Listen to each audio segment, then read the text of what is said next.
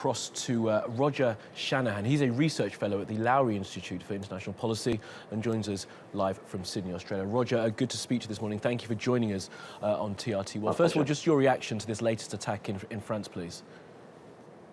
Well, I suppose it just shows you that, once again, no matter how strong your security measures are, how high your state of alert is, you can never necessarily anticipate the methodology of the next attack. And in this instance, we've seen a variation on a theme in the use of the truck itself as a battering ram with a single driver and weapons, using a technique that we haven't seen previously, but attacking a large gathering of people in an area that the attacker himself knows well. So I suppose it just shows us once again that terrorists and those inspired by terrorist groups really only need to be lucky once when it comes to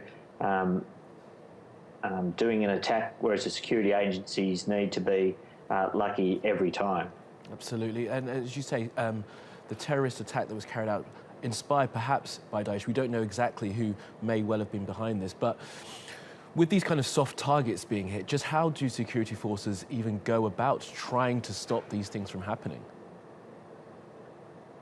Well, I mean, that's a good question, and it's the conundrum that always faces security agencies, particularly when you're looking at a single person who's conducting the attack. So the kind of evidentiary trails or the signals that they may emit if they're part of a network are absent because they're solo.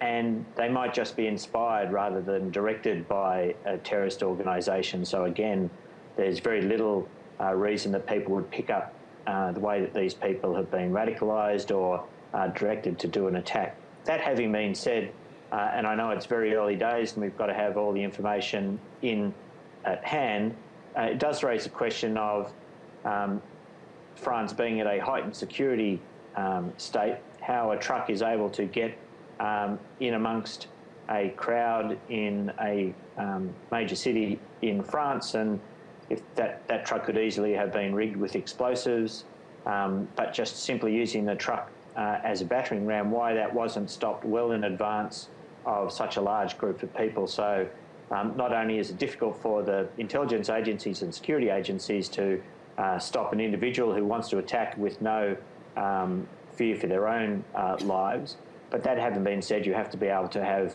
a protective ring around large groups of people, as we saw in Nice. Absolutely. And as we were just speaking with Nicole, Rodger, we're talking about the draconian measures that many thought were draconian measures of the state of emergency that has been in place since November. Of course, thousands of arrests, people being put under house arrest, and yet again, another attack. What does that tell us about the use of these kind of extraordinary powers put forward by the French state? Well, again, it's quite difficult for people who rely on open source to understand what these raids achieve and the intelligence that have been gathered as a result of them. While we might not see arrests or charges that result from them, they might elicit some intelligence of value to the security agency. So we can't say they're being ineffectual just because we don't see terrorist plots being stopped. That's on the one hand. On the other hand, this simply reinforces that no matter how stringent the legislative framework that we have and that we empower the security forces with, a determined individual or two people who have no intention other than to kill people with no requirement for themselves to survive the attack, those things are virtually impossible to guarantee 100% success for. Absolutely. Well, you mentioned the fact that this was a large gathering of people. There is another large event that's ongoing in France at the moment, of course, the Tour de France, where thousands of people crowd along the side of the street to watch the cyclists go past. Do you expect that to be affected by what happened in Nice last night? Well, certainly if you're security agencies, and I'm sure the organisers of the Tour de France and also the security agencies have paid special attention to the Tour de France. We also have to understand that European football championships were conducted in France successfully without a hitch. But certainly every time you have one of these kind of events, it will point to potential weaknesses in the security architecture that you have around these, and certainly the organisers of the Tour de France would be examining that and checking again their own security arrangements to make sure that every possible contingency had been addressed.